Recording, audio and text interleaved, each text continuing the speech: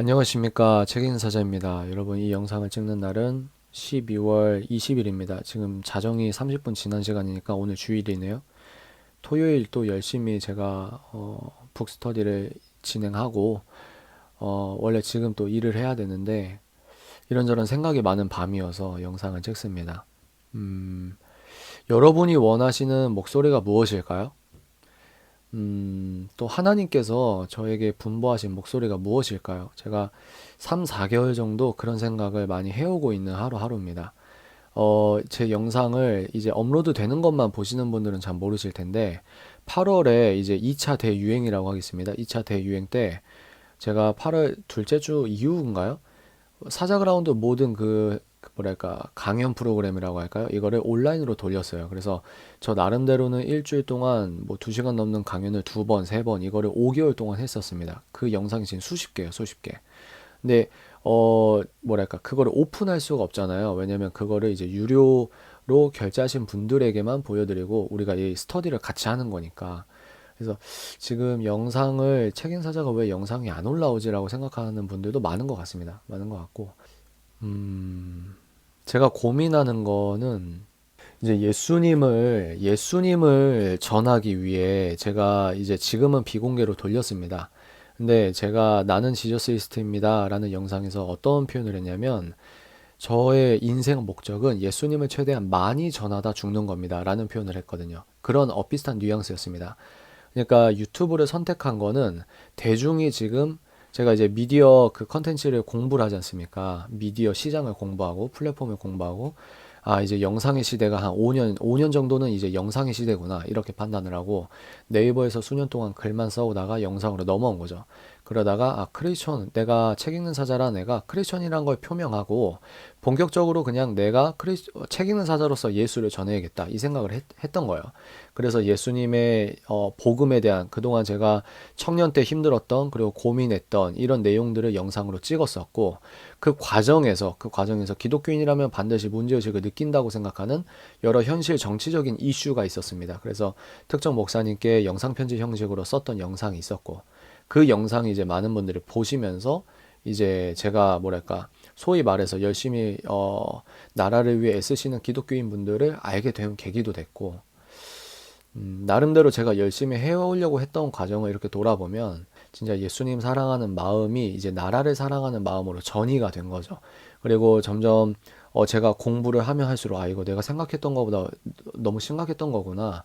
저도 눈이 떠지는 부분이 있었고 그래서 나름대로 열심히 이것저것 해왔던 걸 돌아보니 이제 어른들 일이라고 표현하겠습니다. 어른들 일은 라인들도 있고 서로 방법론도 다르고 저는 유튜브를 통해서 뭐 별로 안지도 별로 안 됐는데 알고 보니 이 문맥이 다 있더라고요. 이쪽 판이라고 해야 될까?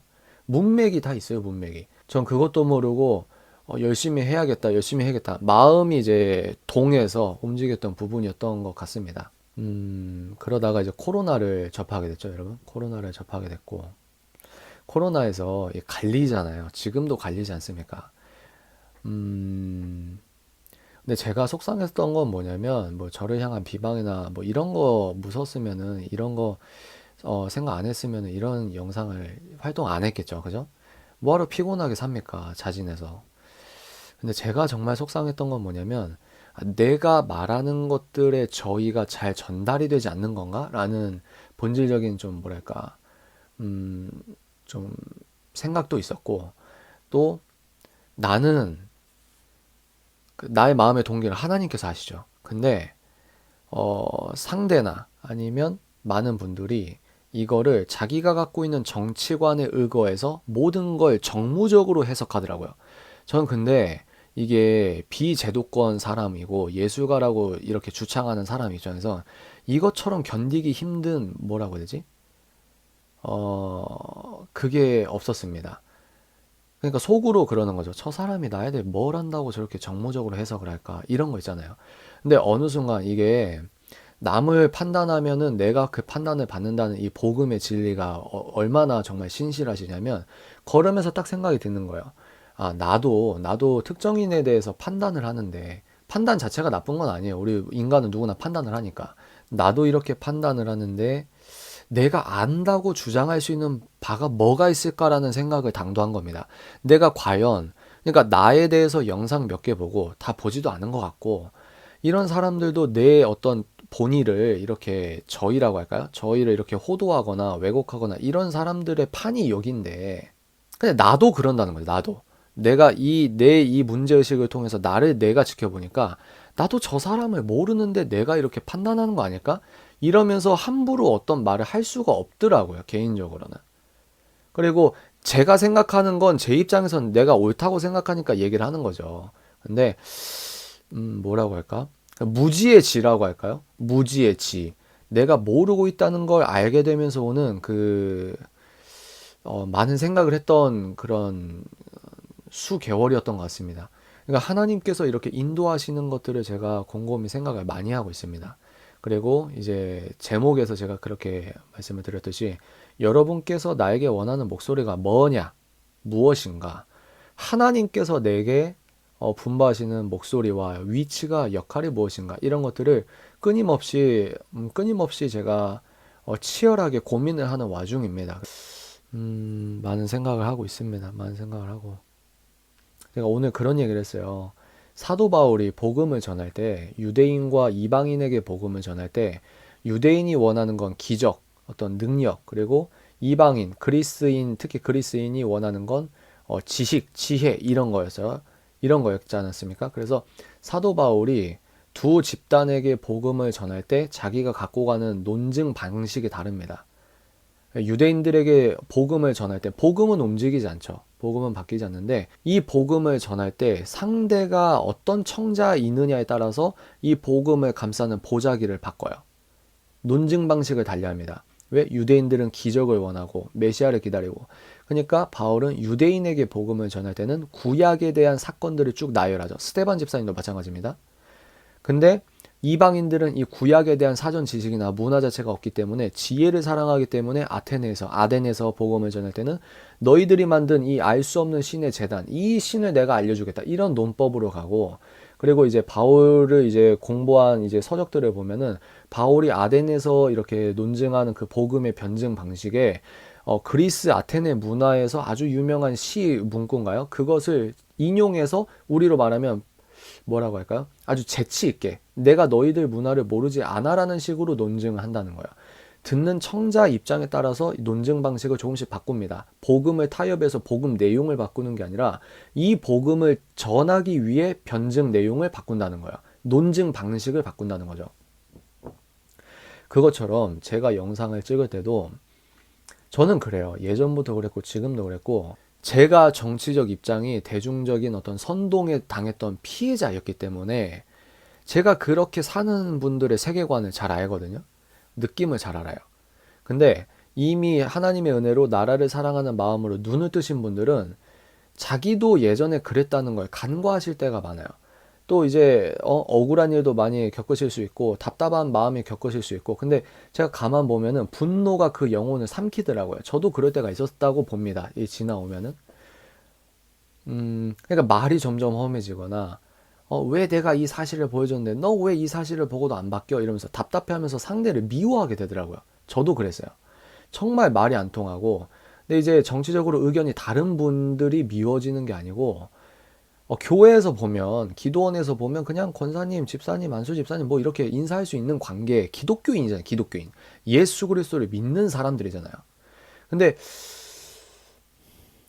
이게 좀 미워지더라고요. 제 마음이 사람이 미워져. 그러니까 이건 아니다 싶어서 또 거기에서 또 이제 또 생각하는 부분도 있고, 다시 돌아오면, 그래서 제가 말하는 방식의 논증 방식은 이미 눈뜨신, 기독교계에서 이미 나라를 위해서 사랑하는 마음으로 눈뜨신 분들이 소위 말해서 감정적 카타르시스를 느끼거나 이런 것들, 뭐 어떤 교육적 효과를 바라거나 이런 것도 있겠죠. 근데 그런 것들보다는 소위 말해서 이제 뭐랄까 아직 문제의식을 느끼는데 그 뿌리를 잘 모르시는 분들, 뭐 이런 분들을 제가 더 생각을 하게 되더라고요. 그래서 제가 어떤 영상을 찍을 때 톤을 조절하는 거예요. 톤을. 근데 이제 이미 눈 뜨시고 막 계속 그런 유튜브만 보시는 분들은 왜 이렇게밖에 말 안 하냐? 이게 지금 우리가 문제의식 느끼는 건 100인데 너는 왜 50, 30으로 톤을 죽이냐? 몰라서 그러냐? 그럼 제가 속으로 답답하잖아요.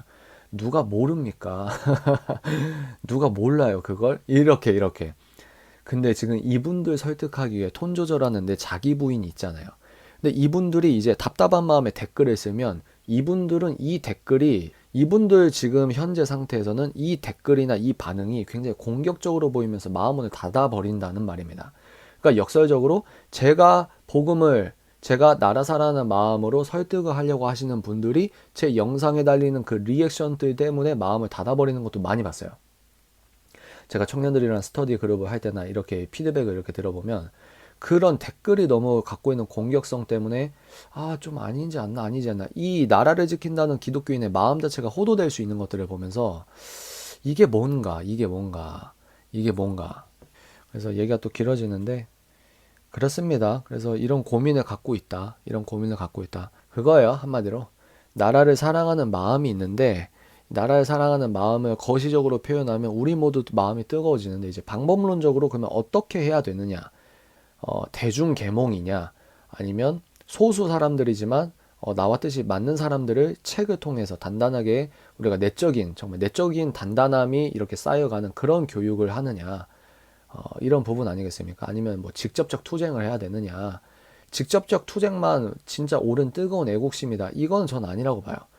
독립운동할 당시에도 정말 나라 사랑하는 마음으로 학교에서 아이들을 교육했던 그 선생님의 거룩한 의분의 차분함이 저는 정말로 멋지다고 생각하거든요. 어떤 의미에서 그게 더 힘들다고 생각해요. 어떤 의미에서. 아무튼 그렇습니다. 오늘 이런저런 고민을 하는데 이 영상이 올라갈지도 모르겠네. 안 올릴 수도 있을 것 같은데. 그래요. 여러분, 제 목소리를 오랜만에 제 생각을 말씀을 드립니다. 이런 목소리를 기다리셨던 분이 계셨을까요? 오늘 여기까지 하겠습니다. 여러분이 생각하는 책 읽는 사자의 모습, 기대하시는 모습, 기다리시는 모습,